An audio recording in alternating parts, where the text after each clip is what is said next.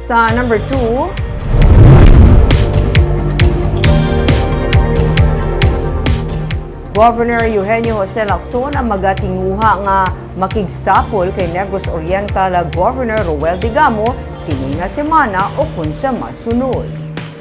Sang Disyembre pa ulihi nga nakigsugilanon si Governor Lacson kay Governor Degamo angot sa ginaduso nga Negros Island Region. Ginpahayag damlag pa ni Degamo nga hindi siya pabor sa pagbalik sang NIR kag pila sa iya gintudlo rason amuang lingwahe kag cultural differences. Damlag pa ginsiling ni Lacson, luyag niya masugilanon si Degamo para mapatud kung ano ang mga rason sa iya nga pagkambyo sang iya nga panindugan. Ang mga representative gikan sa Negros Occidental kag Oriental ang nagasuporta sa pagbalik sang Negros Island Region.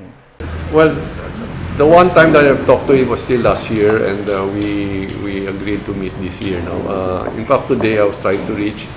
We cannot be reached yet, no?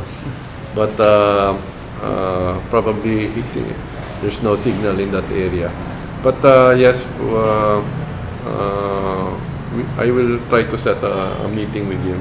If not this week, next week.